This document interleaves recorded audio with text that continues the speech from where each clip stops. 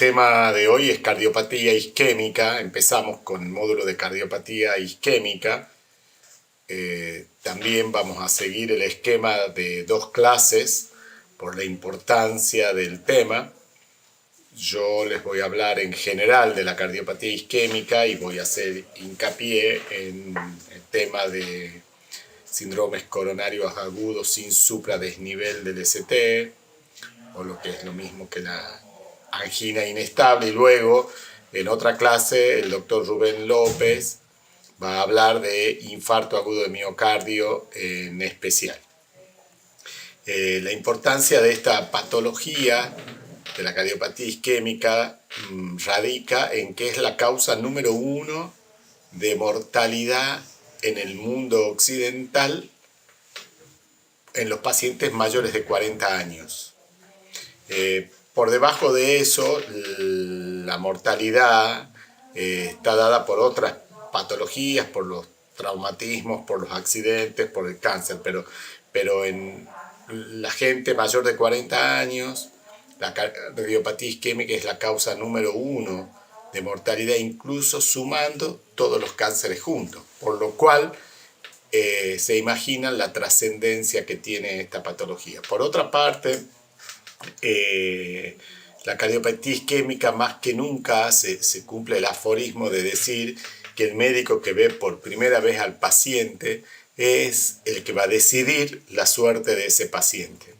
Hay situaciones en las que si nos equivocamos y dejamos de diagnosticar esta enfermedad, el paciente se va a morir, se puede morir y desgraciadamente llegamos tarde si no le hemos diagnosticado a tiempo y le resolvemos el problema. Por lo cual es un tema de absoluta trascendencia y son, como ustedes están viendo en este módulo de cardiología, que insuficiencia cardíaca, cardiopatía isquémica e hipertensión arterial son las patologías más prevalentes y que justamente son las que estamos dando 2 clases por tema. Y ahora empezamos con la primera clase. ¿Cómo se puede presentar la cardiopatía isquémica? ¿De qué manera se puede presentar?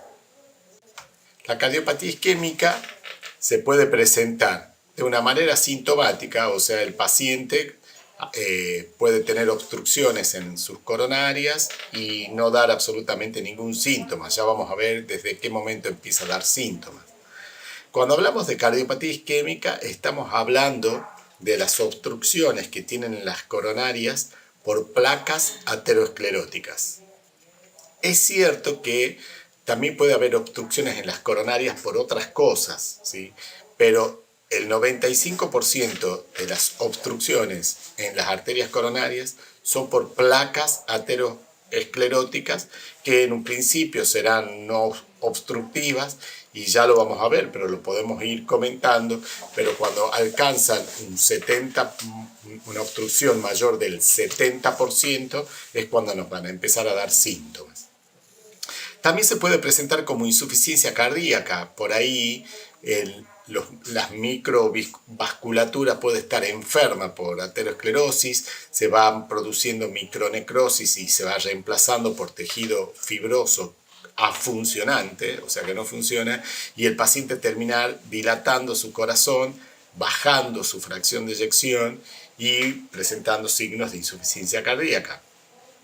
También se puede presentar como arritmias, sobre todo como arritmias ventriculares, que son las arritmias más graves, y cuando hay déficit de irrigación por una cardiopatía isquémica puede presentarse con arritmias, y a veces los primeros que vemos son arritmias ventriculares, que pueden ser complejas y que nos pueden indicar, a pesar de que no tenga otros síntomas, de que deberíamos investigar esta patología. La muerte súbita. La muerte súbita es la muerte que se produce luego de 30 minutos para algunos o de 1 hora de haber iniciado los síntomas. O sea, aquel paciente que dice me está doliendo el pecho y se muere dentro de la primera hora o para algunos dentro de los 30 primeros minutos, esa muerte está catalogada como muerte súbita. Antes también se decía que era la muerte que se producía dentro de las primeras 24 horas de iniciados los síntomas. De todas maneras, lo que quiere decir es que el paciente empieza con síntomas y en muy poco tiempo, para algunos en 24, para algunas horas, para uno en 1 hora o para otros en 30 minutos, a eso se lo cataloga como muerte súbita. En los pacientes, sobre todo varones por arriba de los 40 años, esa muerte súbita en el 90% de los casos es porque se tapó una arteria coronaria. El paciente puede o no haber sentido síntomas, pero suelen generar una arritmia ventricular maligna, una fibrilación ventricular y la muerte. En las personas menores de 40 años, sí puede ser que sea también de origen cardiológico, pero ya no son por cardiopatía isquémica, sino sobre todo unas enfermedades que se llaman miocardiopatías, que pueden ser enfermedades congénitas que generan la muerte en la gente joven, en los deportistas que no han sido evaluados de manera adecuada. Pero después de los 40 años, el 90-95% de las muertes súbitas están generadas por la cardiopatía isquémica a través de una arteria coronaria que se tapó, generó una arritmia y generó la muerte del paciente. La otra manera en la que también se pueden presentar es con dolor precordial. Que esto es muy importante, este tal vez es el motivo de la charla o lo que más valor le vamos a dar. ¿Por qué? Porque es el paciente que consulta, se sienta en el consultorio o en la guardia y dice, me duele el pecho, dolor precordial. Y es ese el paciente en donde si nosotros no hacemos las cosas de manera adecuada, a ese paciente le podemos decir, no, quédese tranquilo, este dolor es nada, tómese un analgésico, y lo encontramos 24, 48 horas después, o internado con un infarto, o entran a una clínica o un hospital muertos. Entonces, nosotros nos vamos a dedicar sobre todo al dolor precordial, porque el hecho de tener síntomas es la alarma que presenta el paciente y a la que nosotros tenemos que estar advertidos. Cuando un paciente se presenta con dolor precordial, siempre hay que tener en cuenta dos cosas fundamentales. Esto es muy importante. ¿Cuál es la característica del paciente y cuál es la característica del dolor? Esto es la buena semiología del dolor precordial. ¿Qué significa la característica del paciente? Son las situaciones por las cuales un paciente puede ser pasible de tener enfermedad coronaria. Ser un varón mayor de 40 años, la mujer generalmente en la posmenopausia, durante el periodo premenopáusico, pareciera que los estrógenos la protegen a la mujer de tener enfermedad aterosclerótica. Eso no significa que no vemos mujeres premenopáusicas que puedan tener enfermedad en las coronarias. Más si son diabéticas o son tabaquistas, estas mujeres pueden en la premenopausia tener enfermedad coronaria. Pero a diferencia del hombre que empieza hacia los 40, la mujer empieza después de los 45, 50 años y lo alcanza al varón en cantidad de frecuencia, de prevalencia de cardiopatía isquémica hacia los 60, 70 años recién. Ser diabético, ser hipertenso, ser lipémico, eso significa un colesterol LDL elevado, un HDL bajo, ser tabaquista, tener antecedentes de enfermedad vascular en otros territorios, como por ejemplo en los miembros inferiores, claudicación intermitente o haber tenido obstrucciones carotidias, el sobrepeso, el estrés, el sedentarismo y los antecedentes familiares. Como ustedes se dan cuenta, acá tenemos entre 10 y 12 situaciones que nos dan el indicio de si este paciente puede o no corresponder este dolor precordial a una cardiopatía isquémica. No es lo mismo una persona, una mujer de 20 años que no es diabética, que no es tabaquista, que no tiene otra enfermedad, con un dolor tipo puntada, pensar que esto será una cardiopatía isquémica. Lo más probable es que no. Ahora, si yo tengo un paciente varón de 50 años, que es diabético, que es hipertenso, que tiene colesterol elevado, que fuma 60 cigarrillos diarios, que es obeso, que nunca ha vuelto a hacer actividad física, que tiene una situación que su profesión lo mantiene estresado o está pasando por una situación especial, nada, ese paciente tiene altísimas chances que el dolor que nos está contando será por una cardiopatía isquémica.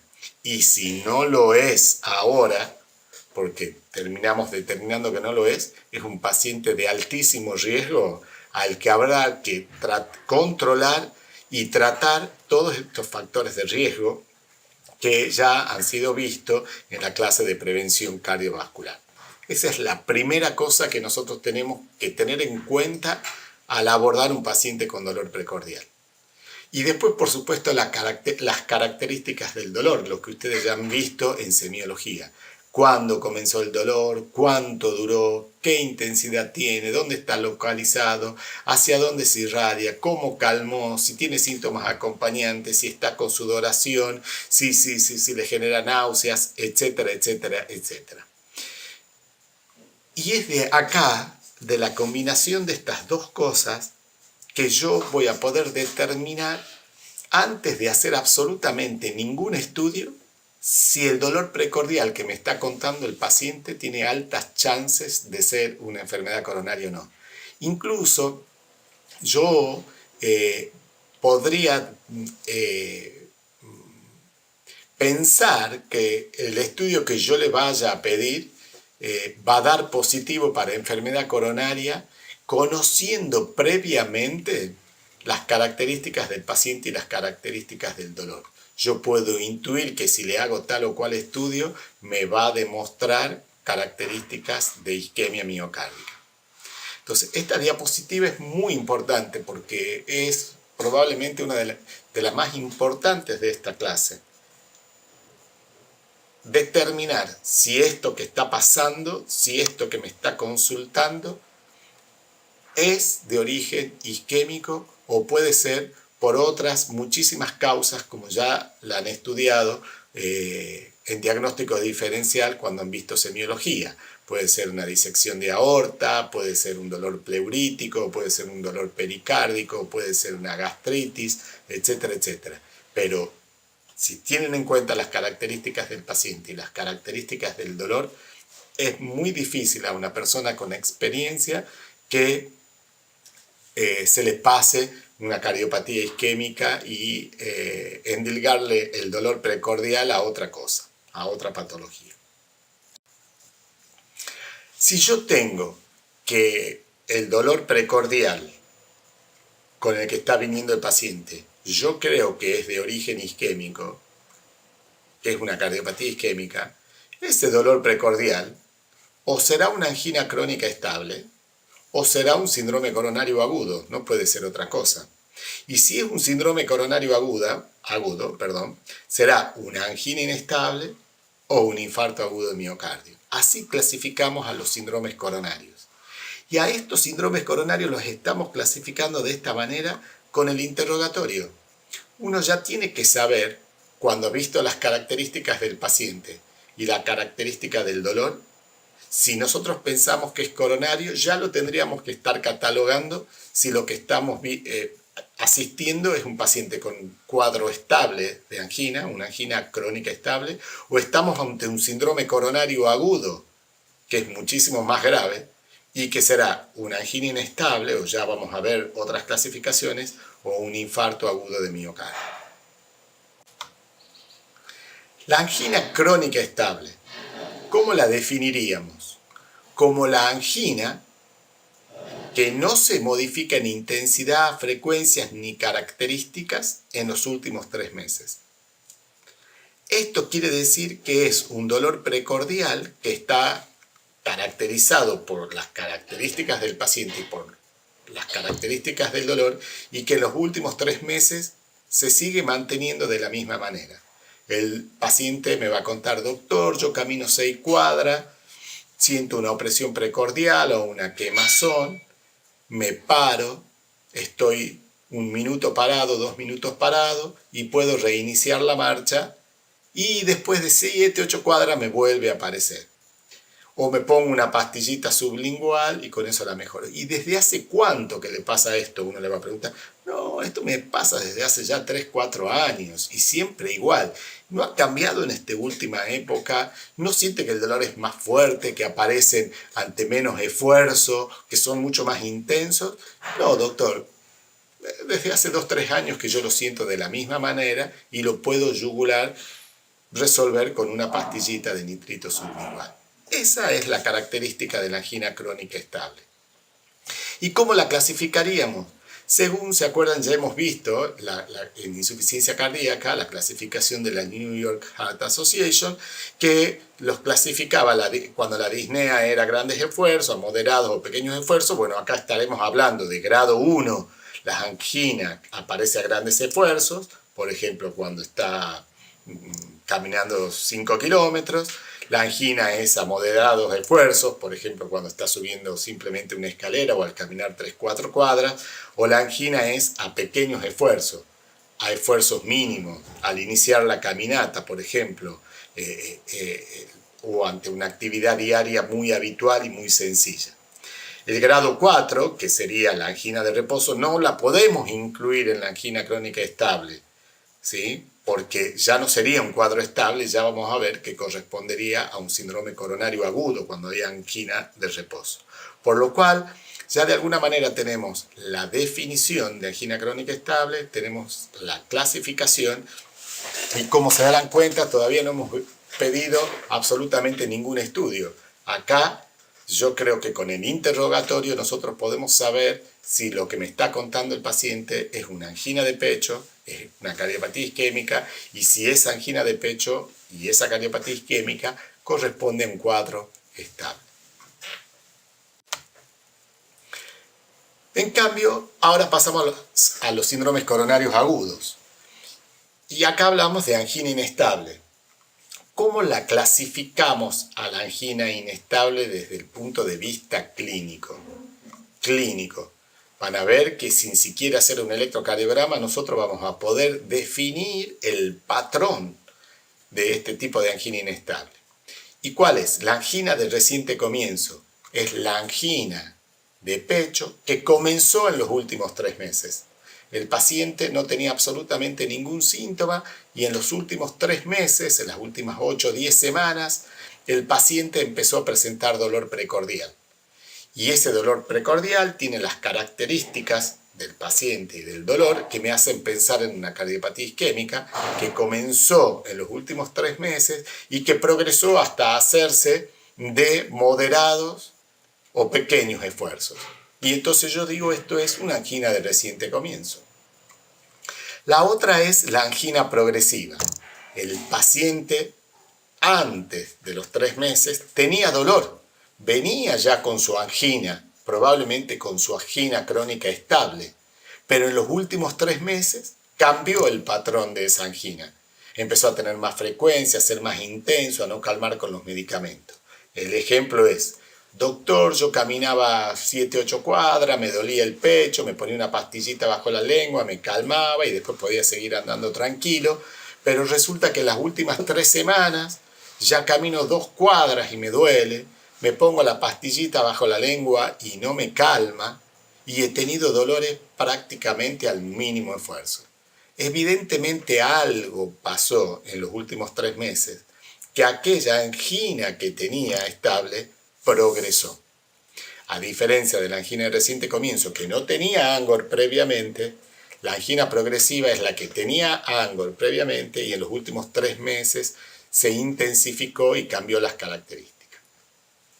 La otra es la angina de reposo, que como yo les comentaba, cuando un paciente tiene un dolor precordial que tiene las características de ser un dolor por enfermedad coronaria, ya sea porque tuviera antecedentes de enfermedad coronaria o porque las características del paciente así me lo hacen sospechar, este es un cuadro grave.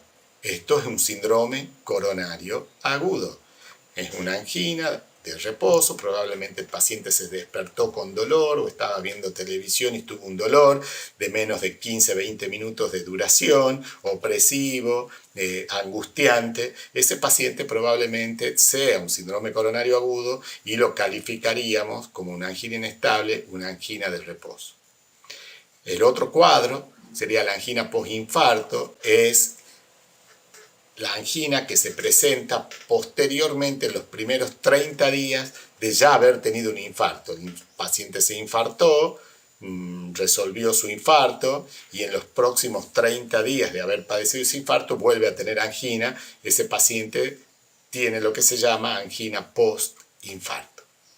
Y después está el otro cuadro pintoresco, probablemente por el nombre, que es la angina de Prinzmetal o la angina vasoespástica. Son los pacientes que en general no tienen placas ateroscleróticas que expliquen que haya obstrucción. Lo que prevalece en esta angina de Prinzmetal es un mecanismo de vasoespasmo, probablemente en pequeñas placas que se han roto su endotelio, y a veces sobre esas placas se puede generar espasmo, y eso es lo que se llama la angina de Prinzmetal. Se lo ve muy poco, no es tan frecuente, suele ser nocturna. Tienen el problema es que si el vasoespasmo es muy grande y la cierran totalmente a la arteria, pueden en algunos casos generar la muerte del paciente, y además esto tiene un tratamiento especial, pero me parece que lo más importante es ver los cuadros anteriores. La de reciente comienzo, la progresiva, la de reposo y la postinfarto. Esto que nosotros llamamos angina inestable tiene estos cuadros clasificados, y si cuando yo le pida marcadores biológicos de lesión, como sea las troponinas, ¿sí? Que son proteínas que forman parte del citoesqueleto del miocito, o enzimas como la CPK, con su fracción MB, que es la fracción cardiológica, elevadas, ya no se llama más angina inestable. Se llaman infartos no Q. No Q porque no son el infarto clásico que va a terminar generando una Q en el electrocardiograma. Pero estos síndromes coronarios agudos ya lo vamos a ver bien con respecto al electro. Esta angina inestable requiere, para llamarse angina inestable, que los marcadores biológicos, tanto la troponina como la CKMB, estén normales. Si están elevados, esta angina inestable tiene las mismas características clínicas, pueden tener las mismas características fisiopatológicas, pero la diferencia es que ha habido una micronecrosis que hacen que esto se llame un infarto no Q. Y después tenemos la otra forma de presentación, que es la del infarto agudo de miocardio, que también es un síndrome coronario agudo, que bueno, uno tiene las características del paciente, y este hombre o esta persona, ustedes ya lo han visto en semiología, es el que tiene dolor de más de 30 minutos de duración, que aparece con el reposo, acompañado de síntomas neurovegetativos, que no calma con nitratos, sensación de muerte, y que muy pocas veces viene caminando a la consulta. Lo más probable es que venga en una ambulancia, en un solo ay de dolor, con estas características que no me hacen casi dudar que yo tengo un infarto, estoy ante un infarto agudo de miocardio. Esto que yo les estoy presentando, que es una manera de presentación de la cardiopatía isquémica que es con dolor precordial, si yo veo las características del paciente, si yo hago una buena anamnesis de las características del paciente y de las características del dolor, yo voy a decir: esto me parece que es una cardiopatía isquémica, tengo la sensación que es una angina crónica estable o que es un síndrome coronario agudo, y me parece que es una angina inestable o un infarto no Q. Eso lo veré después con los marcadores biológicos, porque será un reciente comienzo, un progresivo, un postinfarto, un reposo. O por las características del dolor y las características del paciente, me parece que estoy ante un infarto agudo de miocardio. Esto es muy importante porque es la manera de presentación en la que yo voy a poder ayudar a resolver problemas, y tengo que tratar de evitar errores. Y si yo tengo duda, evidentemente es preferible tomarlo como si fuera una cardiopatía isquémica y descartarlo, que minimizarlo y decirle al paciente: no se preocupe, usted no tiene nada, y que después sea alguno de estos síndromes coronarios agudos que terminan en la muerte o en un infarto importante que lo deja muy minusválido al paciente. ¿Cuál es la fisiopatología de los síndromes coronarios? A mí siempre me gusta que ustedes entiendan lo fisiopatológico y que pongan la clínica dentro de la fisiopatología, porque es como van a poder entender las situaciones. Incluso los tratamientos tienen que tener una base fisiopatológica para resolverlo. Primero para acordármelo, porque yo no puedo estar pensando a ver por qué le voy a hacer esto. Si yo sé por qué es lo que está pasando, seguramente voy a saber cómo poder resolverlo. Y acá está lo que es necesario que sepan. Yo en las clases presenciales lo presento de otra manera, pero me parece que esta diapositiva, que ya está preestablecida, prehecha, me permite explicar cómo es la situación de los síndromes coronarios. Yo acá tengo el vaso, ¿sí? Y acá tengo una placa aterosclerótica. Esto que está acá es el corazón lipídico de grasa, y puedo tener capa fibrosa acá, y tengo una capa de endotelio, ¿sí?, que la está cubriendo a esta placa que está generando una obstrucción. Esta placa va a seguir creciendo porque el paciente estará con el colesterol alto, por los factores de riesgo, por el tabaquismo. Primero se creó por eso, por los factores de riesgo, y va a seguir creciendo mientras se le pueda aportar colesterol y el estrés, por lo que genera el cigarrillo, por lo que genera el propio estrés, la obesidad, la falta de actividad física y demás, que predisponen a que esta placa siga creciendo. Pero mientras tenga el endotelio que la cubre a la placa, que está intacto, puede estar enfermo y producir factores vasoconstrictores, pero no está con el endotelio roto, digamos. Y entonces esta es una placa que se llama quiescente, o sea, es una placa que está estable. Esta placa en algún momento se puede romper, se puede complicar. Es la segunda figura. Y entonces vemos acá qué es lo que pasa. Tenemos la placa, y exactamente igual que la anterior, pero esta placa se ha roto a través de cosas que pueden ser la desendotelización, la propia ruptura, la ulceración o la formación de una hemorragia intraplaca que la hace crecer abruptamente. Y esto, ¿qué es lo que genera cuando se rompe esta placa, cuando se complica esta placa? Se expone el colesterol a la sangre. Y entonces ahí se producen tres fenómenos. El primero es tratar de tapar lo que se ha roto con agregación plaquetaria. Se forma agregación plaquetaria como primera medida. Como segunda medida, se provoca vasoespasmo, porque las plaquetas van a generar vasoespasmo, y entonces tenemos ya dos elementos que generan obstrucciones de la plaqueta, del vaso: la agregación plaquetaria y el vasoespasmo. Ahora, este proceso va a traer la formación de un coágulo, que va a ser un coágulo no oclusivo total. Conclusión: yo tengo esta placa estable acá arriba, que va a empezar a generar dolor cuando genere un más del 70% de obstrucción de la luz, y va a ser el dolor clasificación 1 cuando sea del 70% la obstrucción. Cuando tenga una obstrucción del 80 o 90% será grado 2, cuando sea del 95% será pequeños esfuerzos, pero el endotelio está intacto. Esta placa se rompió, se desendotolizó y se produjo agregación plaquetaria, vasoespasmo y trombo, que es no oclusivo total. Si este proceso sigue, acá vamos a tener que el trombo que se formó va a ser un trombo oclusivo total.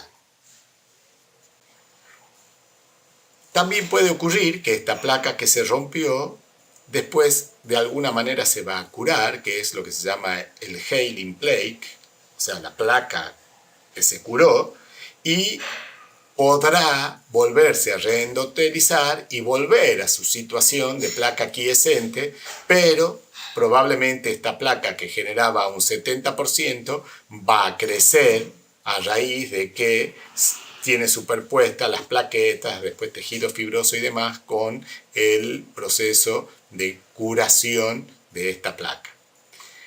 Por lo cual, estos tres modelos en la que me está detallando la figura me van a describir o me van a explicar exactamente lo que yo le venía explicando a ustedes el dolor precordial.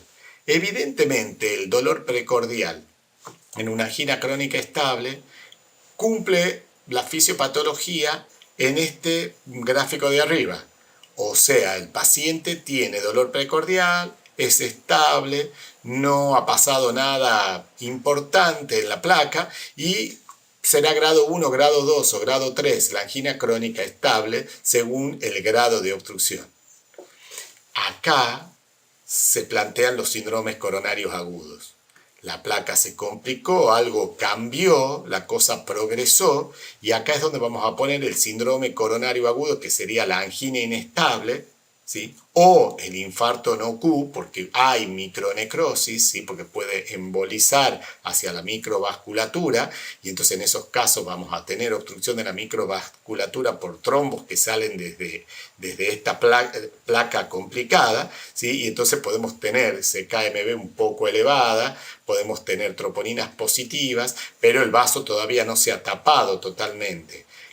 Si es que se han generado estos microinfartos, será un infarto no Q. Si no se han generado los microinfartos, se va a llamar angina inestable.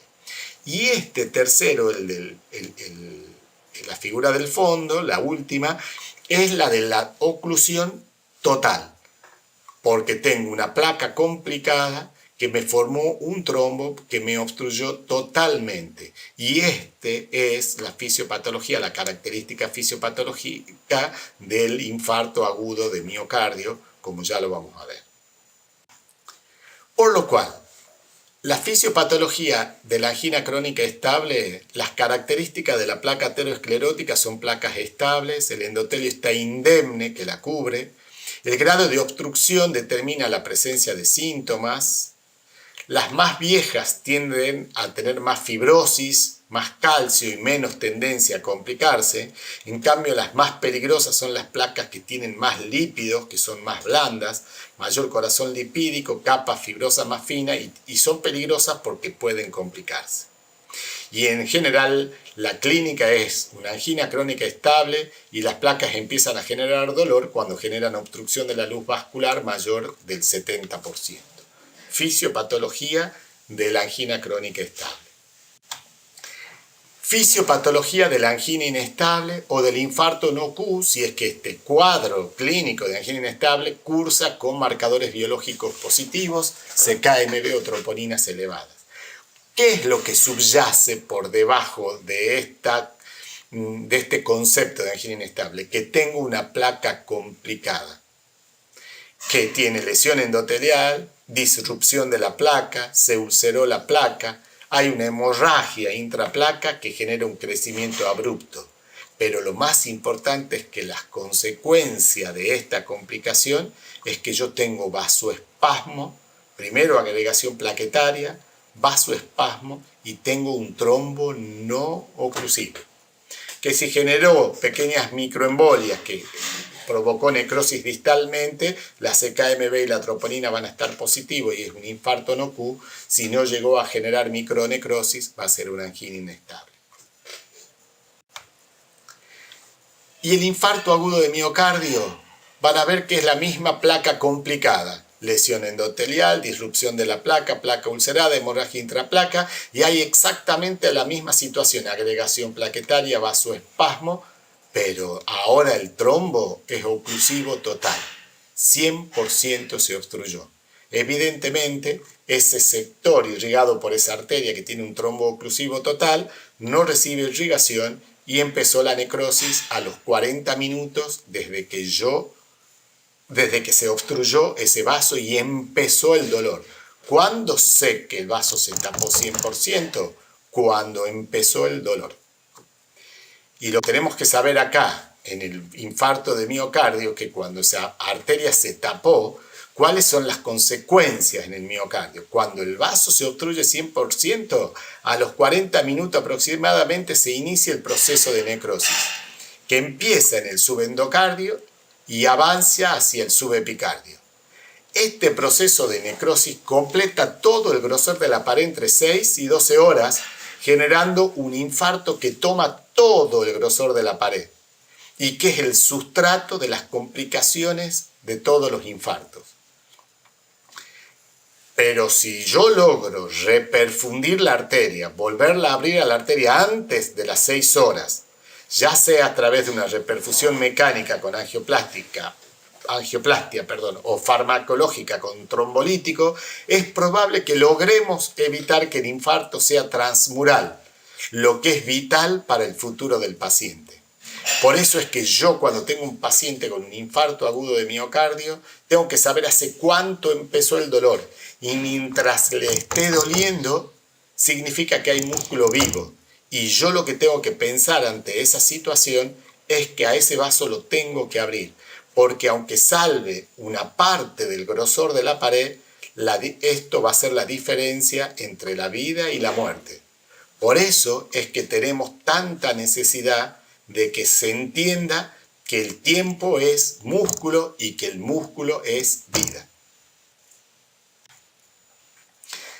Ya hemos clasificado a los síndromes coronarios que tienen dolor precordial como angina crónica estable, que son los cuadros crónicos o estables, y los síndromes coronarios agudos, que son la angina inestable, barra, infarto no Q según los marcadores biológicos, y el infarto clásico, que va a terminar generando Q en el electro y que si uno lo deja se va a convertir en un infarto transmural y que ya lo hemos descrito.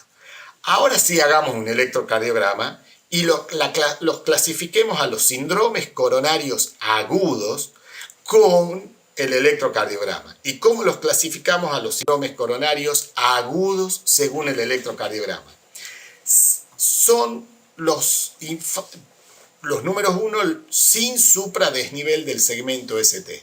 Nosotros vamos y nos fijamos en el electrocardiograma el segmento ST. Si el segmento ST no está sobreelevado, nosotros hablamos de síndrome coronario agudo sin supradesnivel del segmento ST. Y esto corresponde fisiopatológico al vaso con obstrucción no total. Entonces, si tiene los marcadores biológicos negativos, o sea, sin marcadores biológicos positivos con troponina negativa y CKMB normales, es una angina inestable. Si son con marcadores biológicos positivos, troponina positiva o CKMB positiva, hablamos de infarto no Q.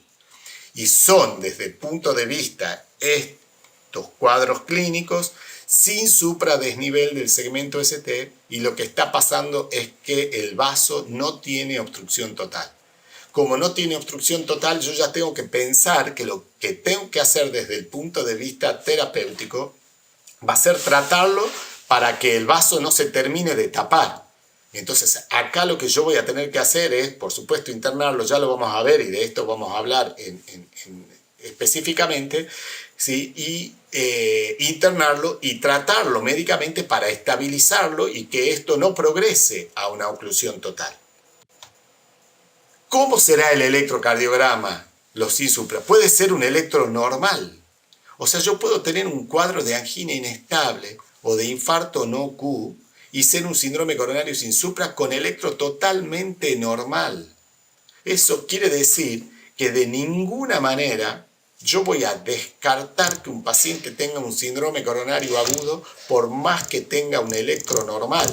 Yo no puedo decirle a un paciente que tiene características de dolor como un síndrome coronario agudo sin supradesnivel del ST, no, usted tiene electro normal, váyase a la casa, porque esos pacientes tienen un 30% de posibilidades de morir o de infartarse en los próximos 30 días. También con ondas T negativas en el sector irrigado por esa arteria o con infradesnivel del segmento ST. Por eso se llaman sin supradesnivel. pueden tener electro normal, ondas T negativa o pueden tener infradesnivel del segmento ST. Y acá vemos ejemplo de un paciente que no tiene nada en el electro, tiene una Tcita acá negativa en ABR que es normal, una en D3 que puede ser posicional, pero no estoy viendo ni ondas T, no estoy viendo T negativas, yo podría decir que es un electro normal. Ahora, si clínicamente a mí el cuadro me parece que es un síndrome coronario, porque las características del paciente y las características del dolor así me lo demuestran, este paciente debería ser tratado como un síndrome coronario sin supra. Lo mismo acá, si nos vamos a ver en la cara anterior, en B1, en B2, en B3, en B4, tenemos las ondas T negativas, ¿sí? Y esto ya lo van a ver cuando se haga el curso de electro, me está diciendo de que el paciente en la cara anterior, la arteria irrigada sería comprometida, sería la arteria descendente anterior, está pasando algo, ¿sí? Que probablemente sea la ruptura de la placa, la agregación plaquetaria, el vasoespasmo y un trombo no oclusivo que me está generando el dolor y que se acompaña de ondas T negativas en la cara anterior. O puede ocurrir, como hemos dicho, que sea, acá tenemos otro tipo de T negativas, son más profundas, son más manifiestas, ¿sí? O puede ser con infradesnivel del ST, como vemos que ya acá en B2, en B3, vean, este es el segmento ST, como está totalmente infradesnivelado, 5 o 6 milímetros. Este es un cuadro más grave. Y este es un síndrome coronario sin supradesnivel del ST, que me va a generar mucho miedo, porque realmente este infradesnivel es muy preocupante. Pero tienen que saber que los síndromes coronarios agudos sin supradesnivel pueden ser con electronormales, con onda T negativa o con infradesnivel del ST, y que son síndromes coronarios agudos sin supra, y que eso quiere decir que la arteria probablemente esté con obstrucción, con trombo, pero no tapada 100%. Con el electrocardiograma en la mano podremos decir que el otro síndrome coronario agudo es con supradesnivel del segmento ST, y este es el infarto clásico. Y fisiopatológicamente corresponde al vaso obstruido 100%. En el otro cuadro yo tenía que internarlo para estabilizarlo. Acá en este cuadro yo tengo que internarlo para reperfundirlo, porque yo les dije que cuando veo el supradesnivel del segmento ST, yo sé que esa arteria está tapada totalmente y que tengo entre 6 y 12 horas, como lo van a ver en la clase de infarto, para abrirla a la arteria, para evitar que este infarto se convierta en un infarto importante, que tome todo el grosor de la pared y que se genere como consecuencia todas las complicaciones que van a ver cuando hablen de infarto. Por eso es tan importante el electrocardiograma en los síndromes coronarios agudos. Por un lado yo voy a hacer clínicamente el diagnóstico, pero por el otro lado yo con un electro, ya sé si es sin supra, lo voy a internar para estabilizar con la medicación que vamos a ver. Ahora, si es con supra, tengo que mover todo el mundo para abrir la arteria, para reperfundir a través de una angioplastia, y si no tengo angioplastia será con trombolítico, porque cuando tiene supradesnivel del segmento ST, lo que yo sé es que el paciente está cursando un infarto de miocardio, que la arteria está tapada 100% y que la tengo que abrir para resolverle el problema al paciente de la mejor manera posible. Veamos supradesnivel del segmento ST. Acá van a ver en D2, que estudia la cara inferior. Acá tienen el supradesnivel del ST. Lo mismo en ABF también, ¿sí? Lo tienen en D2, lo tienen en D3 y lo tienen en ABF. Esto corresponde a la cara inferior del corazón. Probablemente la arteria coronaria derecha está tapada. ¿Cómo estará tapada? 100%. ¿Qué tengo que hacer si estoy entre las primeras 6 a 12 horas? Reperfundir. ¿Cómo sé que esto se tapó a determinada hora? Porque es la hora que empezó el dolor. Acá el paciente cuando se le tapó 100% dijo, doctor, me está doliendo hace una hora. Yo sé que hace una hora que se le tapó y que el infarto, si lo abro, va a ser un infarto pequeño. Doctor, me sigue doliendo a pesar que esté en las 7 horas. Bueno, mientras le esté doliendo es porque hay músculo salvable y entonces tendré que entrar con una angioplastia o con un trombolítico. Eso lo van a ver con el doctor López para resolver el problema. Acá van a tener otro tipo de supradesnivel, vean en B2, en B3, en B4, vean, esto es el supradesnivel, este es el ST que está supra elevado, acá está un poco menos, pero desde B1 ya estoy viendo que está supraelevado con respecto al segmento PR, mucho más en B2, en B3 y en B4. Vamos a hablar nosotros de síndrome coronarios agudos sin supradesnivel del segmento ST en los próximos 20 minutos, y la clase de síndromes coronarios agudos con supradesnivel la van a ver con el doctor López en una clase individual. Cuando yo ya sé entonces en el síndrome coronario agudo sin supradesnivel cómo es la clínica, ya sé cómo es el tema de los marcadores biológicos, si son positivos, infarto no Q, si son negativos es una angina inestable, ya sé fisiopatológicamente qué está pasando, que tengo vasoespasmo, que tengo agregación plaquetaria, que tengo síndrome no oclusivo. ¿Cómo lo estratifico al riesgo de esta enfermedad? Con la clínica. Doctor, me duele caminar 20 metros. Doctor, he tenido angina de reposo, etcétera, etcétera. Con el electrocardiograma, a pesar de que puede ser normal, con el infradesnivel o con la onda T negativa y con los marcadores biológicos que me van a decir si estoy ante un infarto no Q o estoy ante una angina inestable. Este cuadro con marcadores biológicos positivos seguramente es más grave que el cuadro sin marcadores positivos. Y hay otra clasificación que la usamos mucho los cardiólogos en la unidad coronaria, se las pongo a título informativo, que es la clasificación de Braunwald. Yo pongo acá qué clase es según el tipo de Angor, y digo clase 1 si es un reciente comienzo, angina de reciente comienzo, pero que no tuvo en reposo.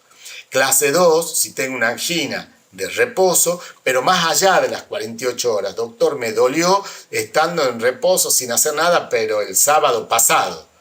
O clase 3, doctor, me dolió dentro de las últimas 48 horas. Mucho más grave si tengo un dolor de reposo en las últimas 48 horas que si tengo un dolor en reposo más allá de las 48 horas, que es un clase 2, o un clase 1 es que nunca tuve angina de reposo. Y A o B, si es que tengo alguna condición extracardíaca que pudo ayudar a que me aparezca el Angor, por ejemplo, la fiebre porque taquicardiza, la anemia porque taquicardiza, el hipertiroidismo porque taquicardiza. O es primaria, no tiene ninguna causa extracardíaca que puede ayudar a que el paciente tenga dolor. Evidentemente el 3B es que tuvo Angor en las últimas 48 horas de reposo y no tiene ninguna causa extracardíaca que pueda estar ayudando. Este es el más grave. En cambio el 1A es el que no tuvo angina de reposo en ningún momento y está anémico con 6 o 7 gramos de hemoglobina, 120 latidos por minuto. No significa que el cuadro es nimio, que no tiene importancia, pero evidentemente por su característica clínica, es un cuadro más grave. Esta es la clasificación de Braunwald. El electrocardiograma, que también nos ayuda a estratificarlo, más grave mientras más infradesnivel o más ondas T negativas. Y acá yo les muestro un caso que es muy interesante. Este es un paciente que en el electrocardiograma en el año 2005, ¿ven? No tenía onda negativa ahí en B2 o en B3. Y resulta que consulta por dolor en el año 2007 y vean cómo las T se han puesto levemente negativas acá, ¿sí? En B1, en B2 y en B3. Y la clasificación de Braunwald me dijo que es Angor de reposo en las últimas 48 horas y que no tuvo causas extracardíacas que lo expliquen. Le hago la troponina es negativa, pero ya tengo el electro patológico. Ya tengo un electro con onda T y ya tengo valorizado como que es un cuadro grave. Y esto será una angina inestable porque la troponina es negativa. Y vean la coronariografía de este paciente. Esta es la coronaria izquierda que se divide en circunfleja, la descendente anterior que acá tiene en su porción proximal una obstrucción del 80-90%. Este paciente, si yo lo mandé a la casa, este paciente se va a morir o infartar en los próximos 30 días en un 30%. Si yo lo vi ahí, lo resuelvo con una angioplastia, a los 4 días está en la casa y en 30 días está haciendo vida normal. Y nos pasa al inverso, donde yo tengo, por ejemplo, este paciente que también me entró con una angina de pecho muy característica, tipo 3B, y resulta que tiene un electro absolutamente normal, no estoy viendo ondas T negativas por ningún lado. Pero alguien muy inteligente o que sabe cardiopatía isquémica, a pesar de que tenía un electro normal, lo internó porque clínicamente interpretó que era un síndrome coronario agudo y le hizo una troponina y una CKMB que estaban elevadas. Entonces este paciente es un síndrome coronario agudo, es un infarto no Q, lo estudiaron a pesar de tener un electro normal, y el paciente tiene la coronaria izquierda, la circunfleja que está muy bien y la descendente anterior que está tapada totalmente ahí 100%. A este paciente se le abrió la arteria, estuvo 4 o 5 días en la unidad coronaria y se fue a la casa sin infarto o con un microinfarto. En el electrocardiograma no tenía problema. Este es un caso con electrocardiograma normal, la clínica muy típica, se lo internó, tenía marcadores biológicos positivos y nos encontramos con este cuadro tan grave de una obstrucción 100% del arteria.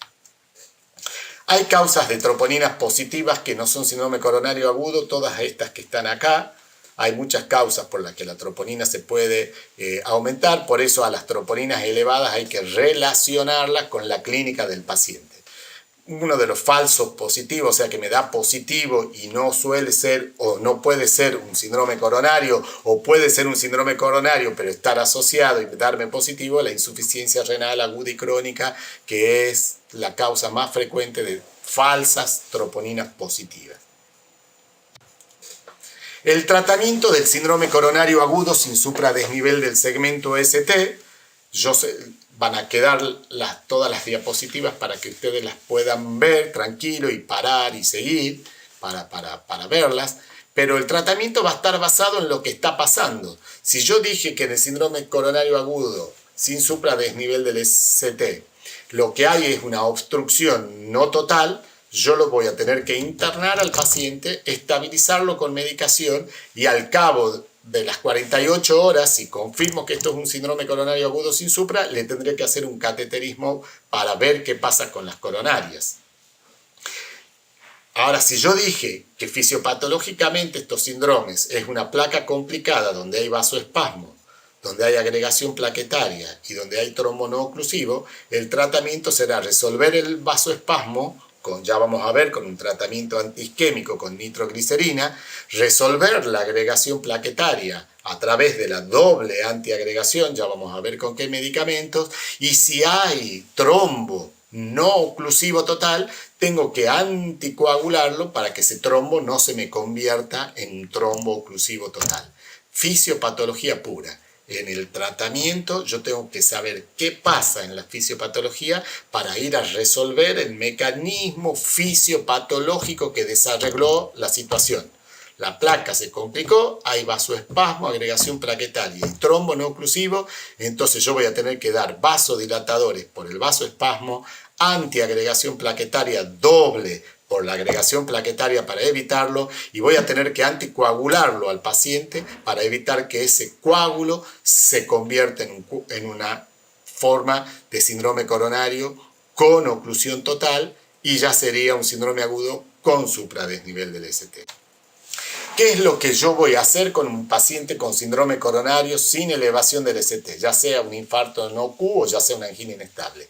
Internarlo en una unidad coronaria, hacer un acceso intravenoso, la oxigenoterapia solamente si está saturando por debajo del 90%, si no, no necesita oxígeno, investigar y corregir causas que podrían influir en la presentación del dolor, como por ejemplo la anemia, la fiebre, el hipertiroidismo, pedir un laboratorio completo con absolutamente todo, hemograma, eritroglucemia y demás, pero no me puedo olvidar de la CKMB y de las troponinas, hacer un monitoreo electrocardiográfico y el tratamiento médico farmacológico. Pero todo esto yo lo tengo que hacer. Ahora, acá lo importante es haber hecho el diagnóstico clínico fundamentalmente, porque acuérdense que si yo le hice un electro y está normal, no deja de ser un síndrome coronario agudo sin elevación del ST.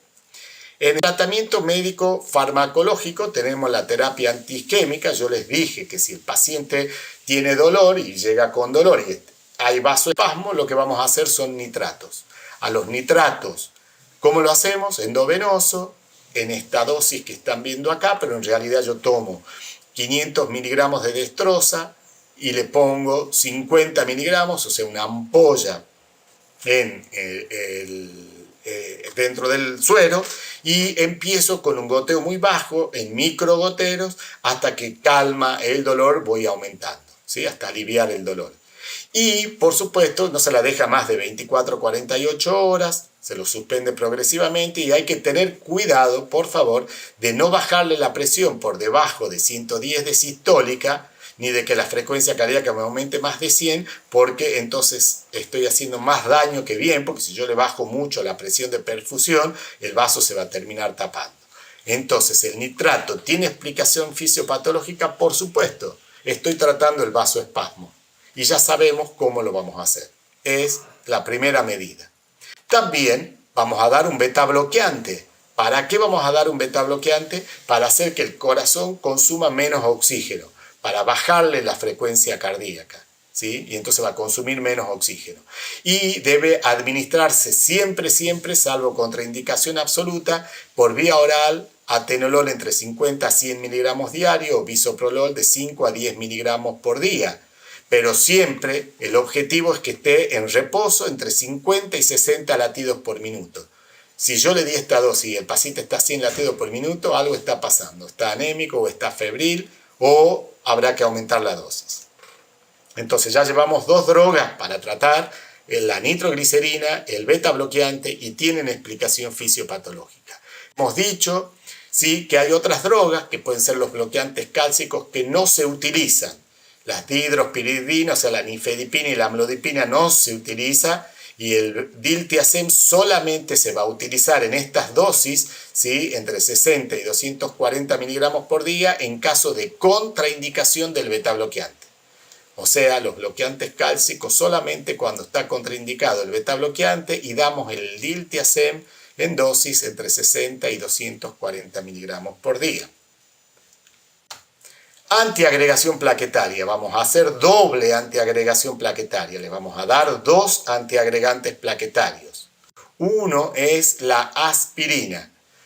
Dosis inicial de 150 a 300 miligramos, manteniendo luego entre 75 y 100 miligramos por día. No se necesita más que esta dosis.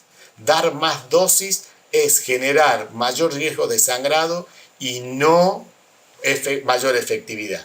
Y preferencia dar la aspirina inicialmente sin cobertura entérica, ¿sí? Para que no tenga que el organismo resolverlo en la urgencia, dar la aspirina sin cobertura entérica, que es, perdón por el nombre comercial, la aspirineta común y silvestre, que se da 2 o 3 de inicio y luego 1 por día. Aspirina. Y el otro antiagregante que se da es el clopidogrel. El clopidogrel, que inhibe estos receptores pedoidosis de las plaquetas, ¿sí? Hay un estudio que mostró que disminuía la cantidad de infarto, no hace falta que se acuerden del nombre del estudio, que se llama Q, ¿sí? ¿Y cómo se da? Se da una dosis de carga de 300 miligramos. Los comprimidos son de 75, por los cuales se van a dar 4 comprimidos juntos, si al paciente los síndromes coronarios agudos sin supradesnivel. En otros síndromes se pueden dar 600, pero nosotros nos vamos a llevar de esto de 300, y luego 75 miligramos por día en todos los pacientes con síndrome coronario agudo sin supradesnivel. Es otra manera diferente de inhibir las plaquetas, y es muy necesario dar aspirina y clopidogrel en los pacientes con síndromes coronarios sin supradesnivel. Las recomendaciones es agregar también un inhibidor de la bomba de protones, o sea, el pantoprazol, porque estamos dando 2 antiagregantes. Se puede dar pantoprazol en dosis de 40 miligramos. Y hay otros antiagregantes que se pueden dar en lugar del clopidogrel. Sí, el prasugrel. Pero esto es muy para el especialista. En la unidad coronaria, los pacientes se le puede dar el prasugrel, que es muy parecido al clopidogrel, en los pacientes con altos riesgos que van a ir a hacerse una angioplastia. En vez de hacer dosis de carga de 300, se hace de 60, y por día quedan con 10 miligramos por día. Esto es una alternativa para los pacientes de alto riesgo y que van a ir a hacerse una angioplastia. En lugar del mismo, vamos a ver que la advertencia son los pacientes que son mayores de 75 años, que son más flaquitos de 60 kilos o tienen antecedentes de accidente cerebrovascular. Ahí no podemos dar prasugrel. Ahí vamos a dar aspirina y clopidogrel.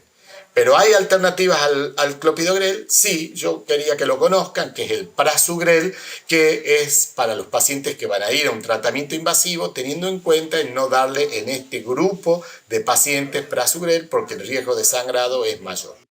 Y hay otro también antiagregante, que es el ticagrelor, es la aspirina siempre, y luego clopidogrel, que es el que más se usa por una cuestión de que fue el primero que salió y el que menores costos tienen, pero la alternativa puede ser el prasugrel o este que es el ticagrelor, que está absolutamente muy recomendado, que es un inhibidor también de la misma manera que el prasugrel y que el clopidogrel, con dosis de carga, 2 comprimidos de 90 miligramos son carga de 180 y luego 90 miligramos 2 veces por día. Pero con que sepan aspirina y clopidogrel, estamos bien. Ticagrelor es lo que se está usando porque pareciera que es el que más ha disminuido la mortalidad, es una alternativa, pero está siendo muy caro. Y el prasugrel en aquellos casos de muy alto riesgo, sobre todo si son diabéticos y que van a ir a hacerse una angioplastia de urgencia. Dejamos la antiagregación, aspirina, clopidogrel. O prasugrel, según las condiciones que hemos dicho, o ticagrelor, que es muy caro, pero que sí tiene un efecto por ahí hasta más beneficioso que el clopidogrel. ¿Qué hemos dicho también que tenemos que hacer, aparte de antiagregar? Tratar de que no se formen, que el coágulo no complete y se convierte en obstrucción total. Y entonces para eso tenemos que hacer terapia anticoagulante. Y en la terapia anticoagulante deben ser asociados a la doble antiagregación plaquetaria en los pacientes con síndrome coronario sin supradesnivel del segmento ST. ¿Cómo vamos a hacer? Podemos hacer con heparina no fraccionada. Acá tenemos las dosis, un bolo de 5.000 unidades. Y luego lo que podemos hacer es poner 20.000 o 25.000 unidades en un frasco de dextrosa al 5% y lo pasamos a 21 microgotas por minuto. O sea, se hace 5.000 unidades en bolo y luego se pone 25.000 unidades, o sea, un frasco de heparina no fraccionada en un frasco de 500 de dextrosa y se lo pasa a 21 microgotas. Y se lo controla con el KPTT, que el KPTT normal es 30 a 35 segundos, tiene que estar entre 50 a 75 segundos, o sea, 1.5 a 2.5 veces el valor normal. Y controlar con 2 o 3 KPTT dentro de las 24 horas. Heparina no fraccionada, ya saben cómo la hacen.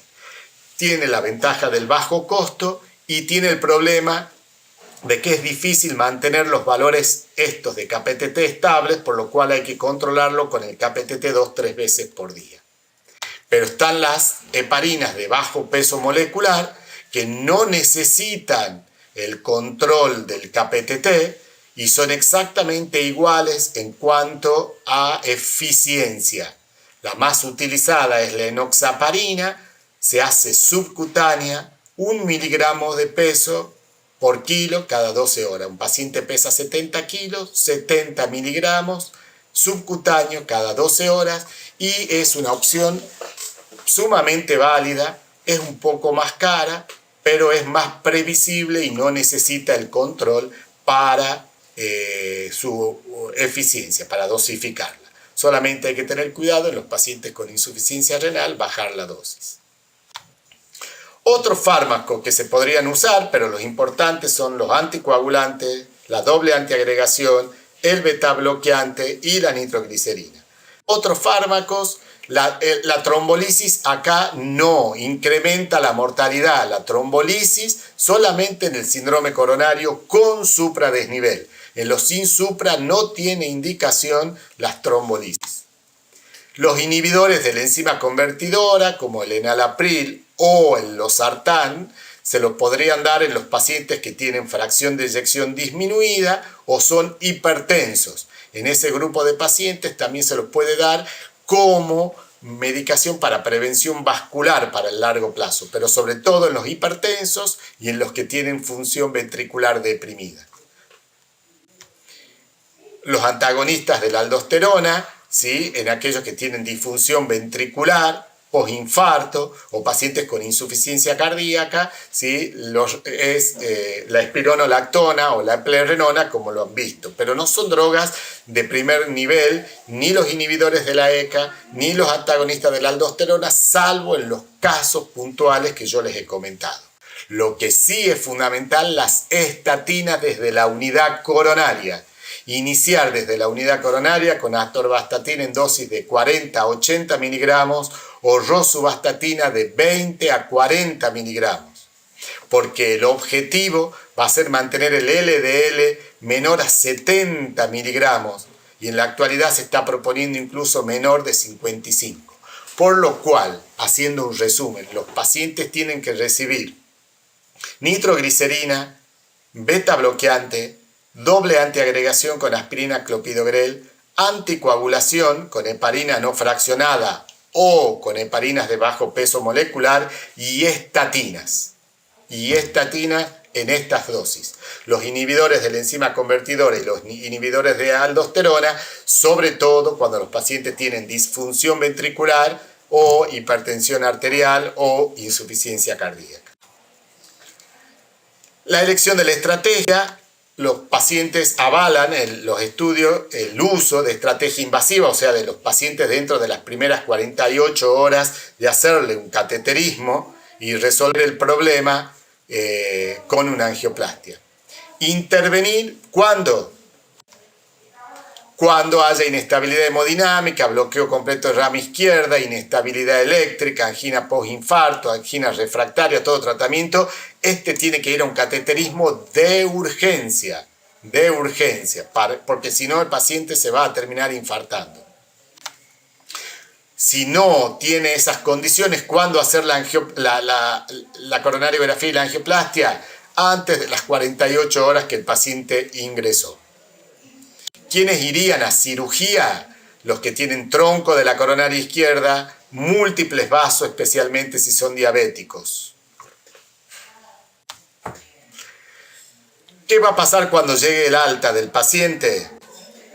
El paciente se tendrá que ir con aspirina, menos de 100 miligramos, clopidogrel 75 por día, beta bloqueantes, los hipolipemiantes para ver el objetivo de menos de 70 miligramos y los inhibidores de la ECA en los que tienen fracciones de eyección más bajas y nitrato casi en ninguno si el paciente ya lo hemos revascularizado, solamente si no se revascularizó probablemente vayan a nitratos. Pero estas 4 drogas son fundamentales una vez que el paciente se vaya de alta, luego de haberle realizado un cateterismo y hacerle ya sea una angioplastia o cirugía según como lo hemos visto. Es fundamental que se vaya con las instrucciones escritas, ¿sí? La dosis, la frecuencia y los efectos colaterales de la medicación, alertarlos sobre nuevos síntomas y controlar los factores de riesgo, cesar de fumar, dieta hipolipemiante, control del peso, de la hipertensión, de la diabetes y hacer actividad física como lo han visto en prevención cardiovascular. ¿Qué pasa con la unidad de dolor precordial? Que es muy importante y acá utilizamos los últimos 5 minutos de la charla. ¿Qué pasa cuando un paciente viene con dolor precordial entonces a mi consultorio o a la guardia?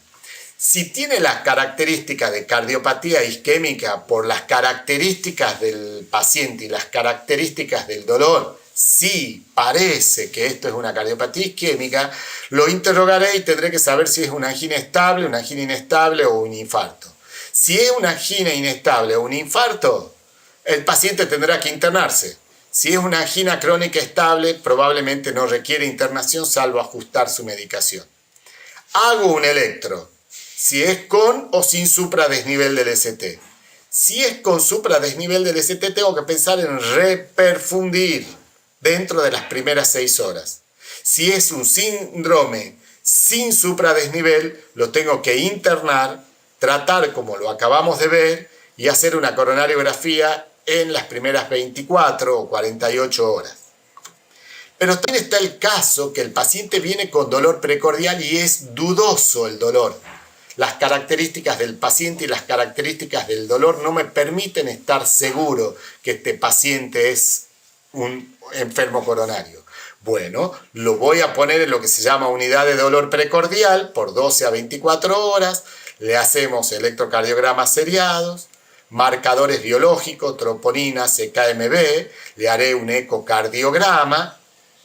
Y si todo esto resulta normal, están los marcadores biológicos negativos, los electroseriados son normales, el eco es normal, yo podría realizar una prueba de evocación de isquemia a través de una ergometría, una medicina nuclear, lo que se llama un ecoestrés, o haber hecho una tomografía 64 multislice, que no hay muchos lugares donde se puedan hacer, acá en Tucumán hay 2 lugares donde se pueden hacer para ver la anatomía coronaria.